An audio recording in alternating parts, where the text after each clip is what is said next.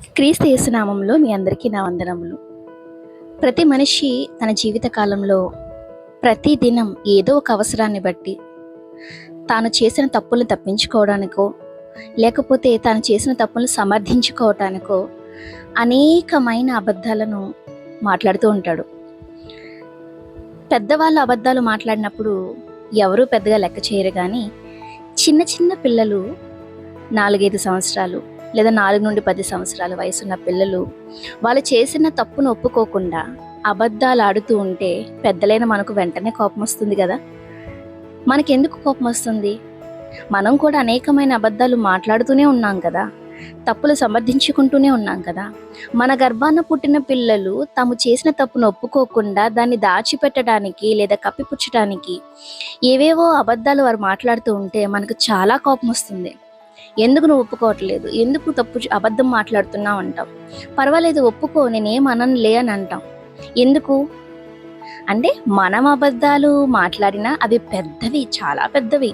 కానీ చిన్నపిల్లలు వారు చేసిన చిన్ని చిన్ని తప్పులు కప్పిపుచ్చుకోవడానికి ఏదో చిన్ని అబద్ధం ఆయన వెంటనే మనకు కోపం వస్తుంది. మనం వాళ్ళు గట్టిగా అరుస్తాము, గట్టిగా కొడతాం. ఇలాంటివి ఇంకొకసారి రిపీట్ చేయొద్దు అంటాం. మనుషులకు తల్లిదండ్రులైన వారు తప్పులు చేస్తూ, వారు అబద్ధాలు మాట్లాడుతూ, పిల్లల్ని మాత్రం మీరు మాట్లాడడానికి అబద్ధాలు వీల్లేదు అని చెప్తున్నారు. ఇది తల్లిదండ్రులుగా మీ పిల్లల మంచి కోసం మీరు చెప్పే విషయం అయితే, దేవుడు అబద్ధమాడడు. ఆయన యందు అన్యాయం ఏమీ లేదు. ఆయన ఏ పాపము చేయలేదు, పరిశుద్ధుడు.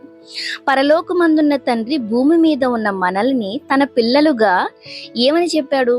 మీరు అబద్ధమాడకుడి, ఒకనితో ఒకడు సత్యమే పలుకవలెను అని దేవుడు చెప్పినప్పుడు ఆ దేవుని మాటలు ఎందుకు మనం నిర్లక్ష్య పెడుతున్నాము?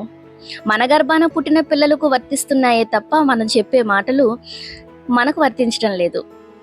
పరలోకమందున్న తండ్రి చెబుతున్న హితవాక్యాలు ఎందుకు మన చెవిన పడడం లేదు? ఎందుకు మనం వాటిని పాటించలేకపోతున్నాం? అబద్ధమునకు జనకుడు అపవాది. అబద్ధమును జరిగించి ప్రేమించు ప్రతి వాడు వెలుపట ఉందురు అని రాయబడింది. అబద్ధమాడు పెదవులు, కళ్ళల్లాడు పెదవులు యెహోవాకు హేయము, అసహ్యము అని రాయబడింది. ఇన్ని మాటలు బైబిల్లో అబద్ధం గురించి దేవుడు చెబుతున్నప్పుడు మనం ఎందుకు అబద్ధాలను ప్రతిరోజు మాట్లాడుతూనే ఉంటున్నాం? మనం మాట్లాడుతుంటాం, మనకు నచ్చిన వారు, మనం ప్రేమించిన వారు మనతో అబద్ధం ఆడితే మనం సహించలేం. ఇది ఎక్కడి న్యాయం అండి? మీకు ఒక న్యాయం, పరలోకపు తండ్రిది ఒక న్యాయమా? పైగా సింపుల్గా ఒక మాట అంటారు, బైబిల్లో రాయబడినవన్నీ చేయాలంటే ఎక్కడ కుదురుతుందండి? మనుషులం కదా, అబద్ధం ఆడకుండా ఎలా ఉంటామంటారు. ఇదే మీ పిల్లలతో మీరు చెప్పండి, అబద్ధం ఆడకుండా ఎలా ఉంటావలేరా అని చెప్పలేరు కదా. మీరు తప్పు చేస్తూ మీరు తప్పును మీ పిల్లలు చేస్తే ఓర్చుకోలేనప్పుడు పరలోకపు తండ్రి న్యాయవంతుడు, పరిశుద్ధుడు, మనల్ని ఎలా తప్పు చేయడానికి సమర్థిస్తాడు? చాలామంది తప్పు చేసినా పర్వాలేదులే అని సమర్థించుకుంటూ ఉంటారు. కాదు, దేవుడు సహించడు.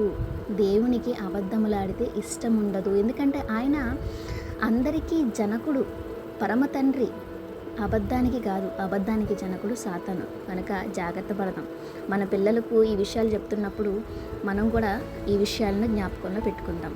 ఓకేనా అండి? Thank you.